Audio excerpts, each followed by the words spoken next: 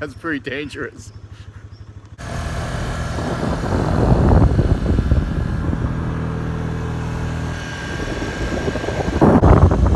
hope I lived through this part of the video.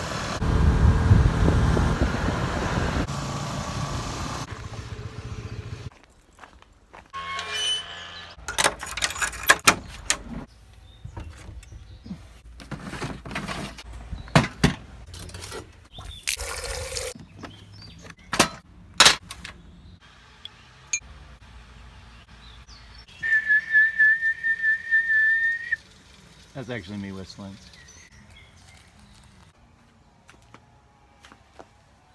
Are you ready?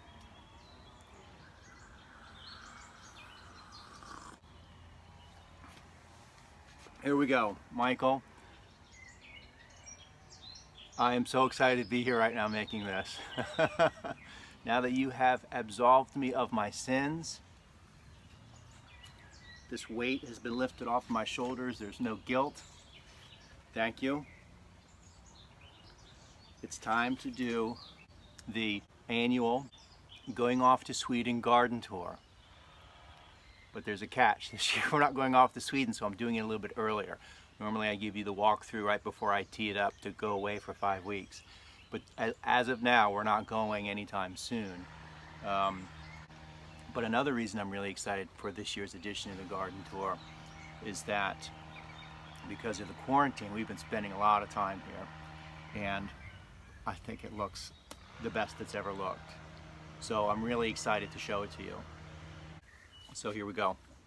You'll see here, but we've been practicing with starting a lot more stuff from seed this year, especially given the fact that we couldn't get plants earlier because we were in lockdown mode and all the stores were closed. So a lot of the stuff, I'll try to remember to point it out to you, that we've planted, we started from seeds. Some seeds that we were able to buy right before the shutdown, or some seeds that we had left over from last year. Or I think at some point we were able to go buy some seeds in an outdoor place. But anyway, we started a lot with that.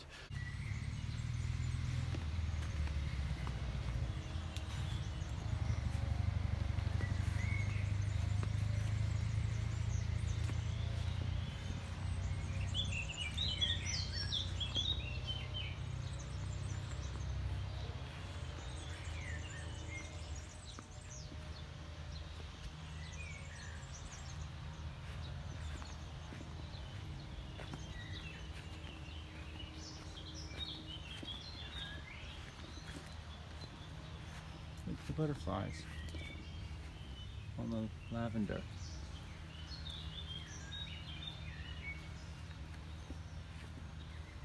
So we'll start at the entrance. The fig tree here is doing really well. See that? There's some more in there. And this is all just this one year from here up. All new growth. We cut that in the spring. Oh, actually, let me show you something cool. So it was growing some branches from right down here at the bottom. Actually, it's grown some more now. We cut those off and stuck them in the ground over here. Look at this. See that, Mike? Got ourselves a fig tree. And then these other ones too are starting to bud. See that? These are all of our herbs in here. Or not all of them, a lot of our herbs. Chives, sage, this is a mint. Let's look at the raspberries.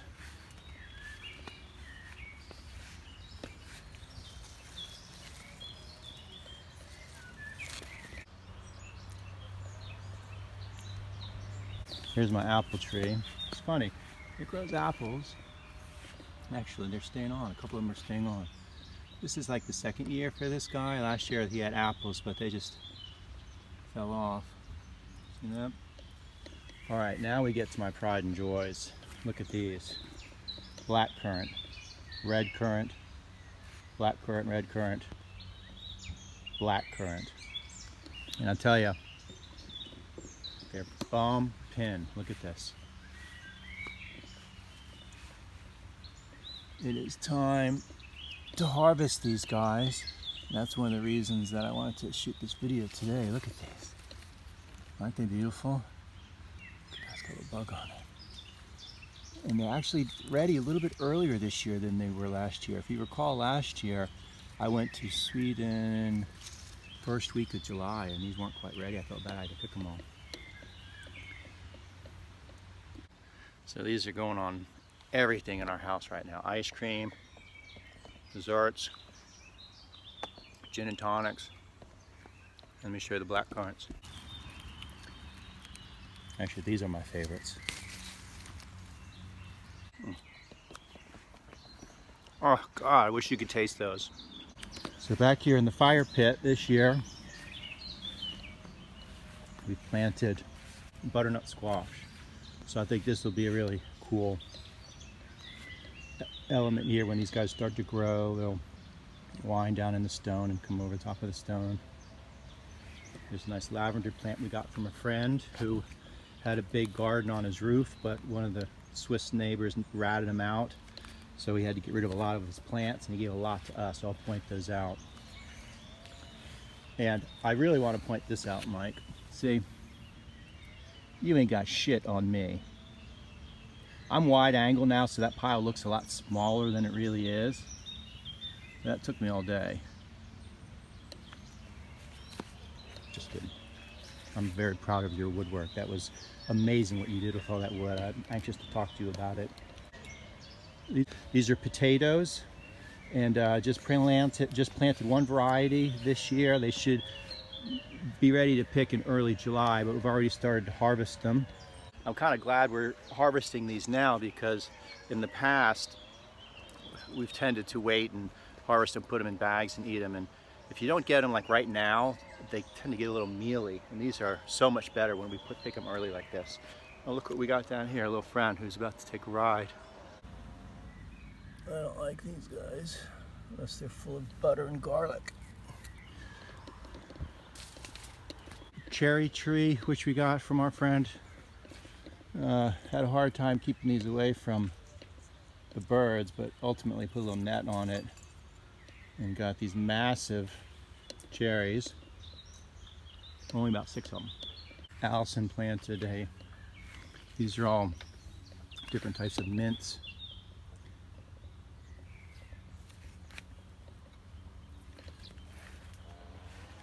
Hostas back here, which remind me of my mom.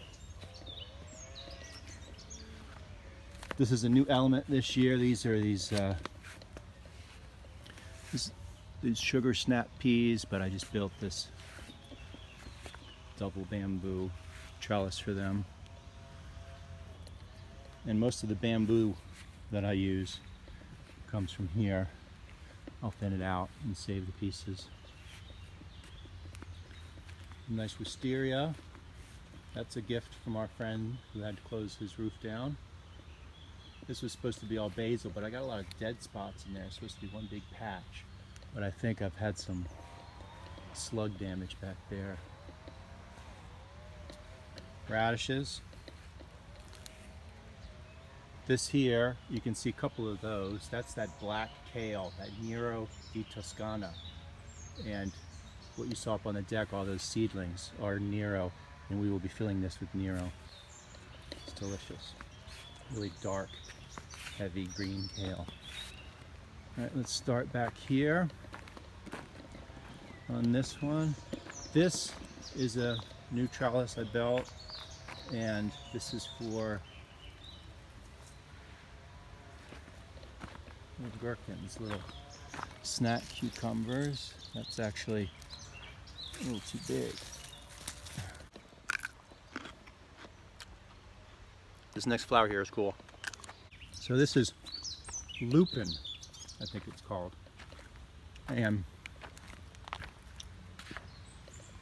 lupin, other than being beautiful, is got these big seeds in it that you can actually eat after, I guess it's these guys here, you see that? When the flowers die down. And you gotta cook them a certain way, because if you don't, I think they're poisonous. So I better read up on that. Aren't they pretty? And these will bloom into flowers a little bit later in the season. Got a couple of big lavenders in here as well. All right, here's another bed. Put some nasturtium on the corners to keep bugs away. We've got Swiss chard, which we've been picking already. This is our fennel, which, you see, we've been picking already. These are more flowers. And then these here were supposed to be kohlrabi, but I think some of these got to be, these are wrong, and they ended up being cabbages. We gave Brigitte the wrong thing. So we'll have some red cabbage and some white cabbage. What's growing on these are these guys. These are sugar snap peas. I think these are the same kind, same variety we have on that other trellis. These are delicious. Hear me eat it. Nice and crisp, right? These will be sweet potatoes. I didn't do the sunflowers in here this year. I decided to do beans for two reasons. One, since we won't be away this summer, usually these pole beans are already at the same time, and we don't get to eat them because we're not here. But we've done it mixed this year. These are bush beans here, which are already, as you know, all the shit. Much, you know, you can eat them for a longer period of time. They don't all fruit at the same time. And then in the back are the pole beans. So the back and the sides will be covered with pole beans. This is coriander. We planted this from seed. Aha, look, a lot of this we planted from seed too. All of these small Swiss chards we planted from seed. All the basil was from seed. This is coriander, which we've been harvesting, but we're letting this go to flower so that we can get the seeds. But the bugs really like this stuff, and it's quite a pretty flower. See that? But then we also have more from seed coming. We've got 2 batches of carrots, big batch there. And then we've got some coming up from seed here. Aren't they cute? This stuff has been really helpful this year. We're using it a lot more. Lettuce. We're trying something different this year with the lettuce. We're not coming in and just harvesting a whole head. We've become disciples of this guy named Charles Downing. He's a British guy who farms and sells this stuff at markets and does this no-turn theories and other tips that he has. And I'll send a link and let you check him out. He's really inspiring. But rather than harvest the whole lettuce, we just pick from around the sides, and it will go, you know, for months and months and months. You can just pick these same ones. More flowers. Aren't these pretty? These ones are going crazy. There are just a few of these last year. Look at them now. And the reason we have these 2 types of flowers here is because the bees like them. See them?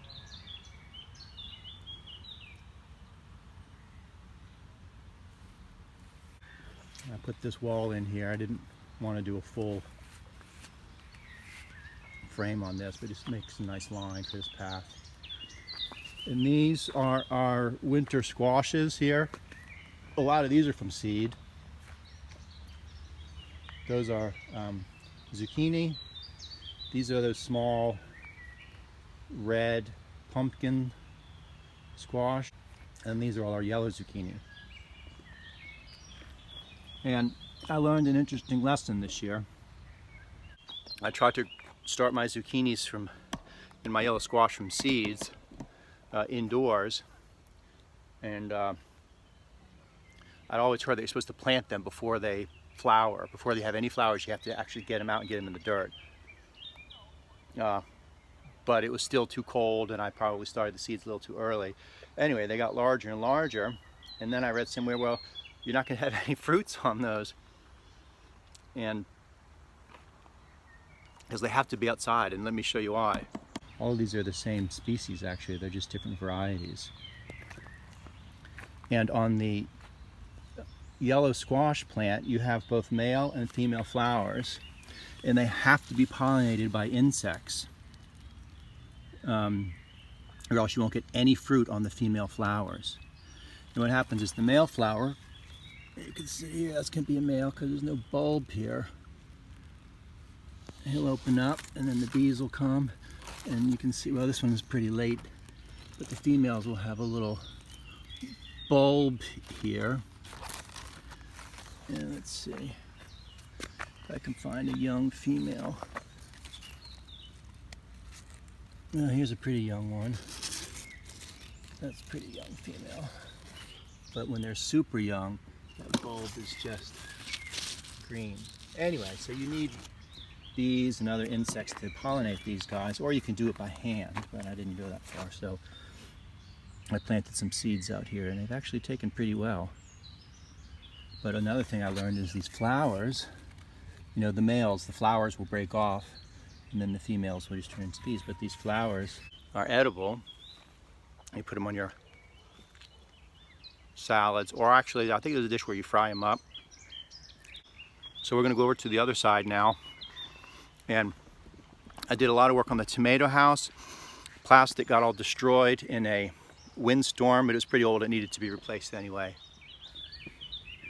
So I redid all the plastic with a little heavier plastic. But one thing I did this year, which I didn't have before, is I can take this whole back, I can unhook it and wind it up and have access to the back.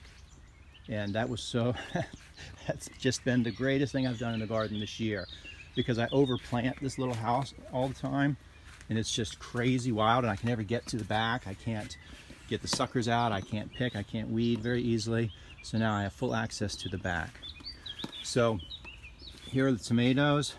Some of these we planted from seed. Actually, these big ones we started from seed. I think like 2/3 of them we had from seed. And then I've also got some peppers in here, which do pretty well in this house. So hopefully we'll have tomatoes soon.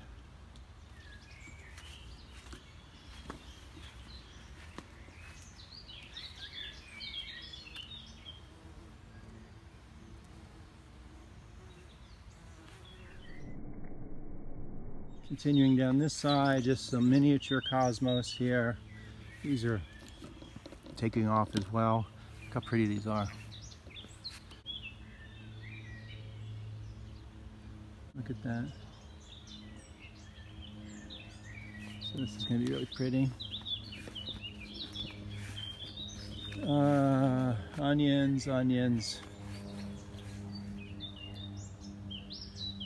Big sage bush that we got from our friend.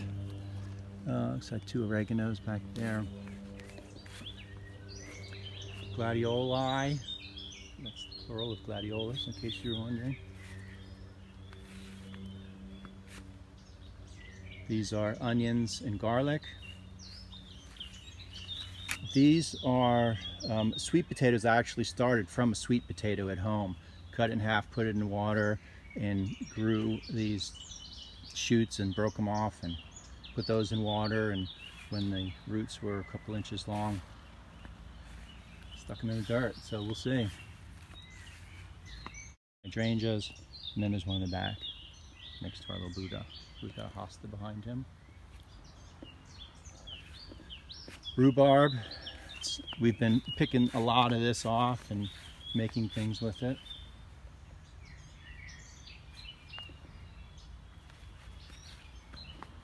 And that's it for the garden stuff.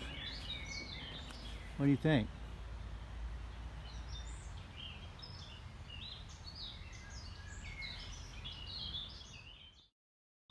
Let me get my coffee. I want to show you one more thing. One of the other things I was really impressed with by you was your composting arrangement. Charles has taught us a lot about composting. We just had this little teeny black plastic piece of shit which didn't compost very, very quickly, and it was very difficult to get the stuff out of the bottom, if not impossible. So we don't have a ton of space here, so we're somewhat limited, but what I did was I went and found, actually Brigitte found it. It's a box that is sold just for an outdoor garden box, you know, one big piece and you put plants in it. But it was on super sale. I guess they're trying to get rid of all the stuff they couldn't sell this year. And so I bought one and changed it up a little bit. So the front can be removed in 2 sections. Top 4 can come off, bottom 4 can come off, and those last 2 stay on. And then I made, here, let me take this off first. Put a little divider in the middle that can be slid out. And that's our old, from the bottom of when I moved the stuff over from the other composter and some of the dirt from underneath it. And we've got a new pile going here.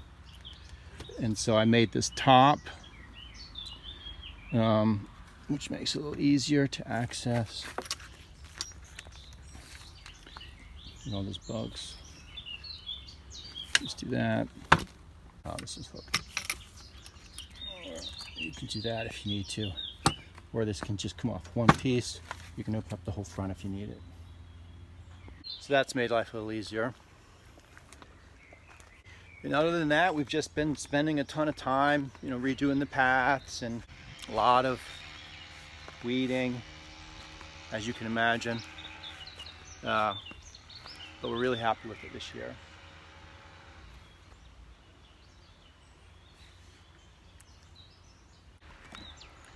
Let me just show you a few of the wildlife around here.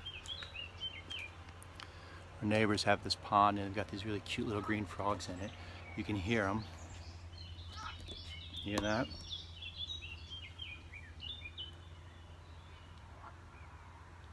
And now I'm gonna let you see one. Oh, he just jumped in the water. But there's one. Oh, the second one just jumped in.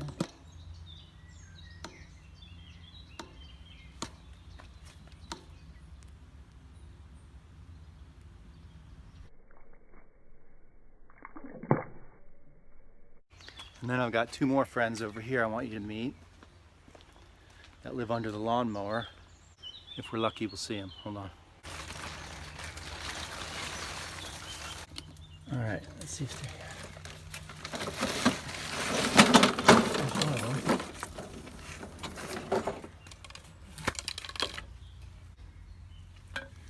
And then his friend is probably here somewhere. Look at him. Isn't he cute? Oh, and one other thing. I don't know if you got your birthday present in the mail, but this is the Hollander tree, elderberry tree. And that's where I got the flowers to make that Hollander syrup that I sent you. And if you haven't gotten your bottle yet, let me tell you, I made about 8 bottles and one of them got moldy. So look inside your bottle before you drink it, make sure it didn't get moldy. The other ones were good. Maybe I didn't boil it long enough or something. Anyway, hope you enjoy it. That's a wrap. I hope you enjoyed the 2020 garden tour. Wish you could be here sometime to enjoy it with me. And I will do my best to stay in better touch with you. All right, bro. Love ya. Peace.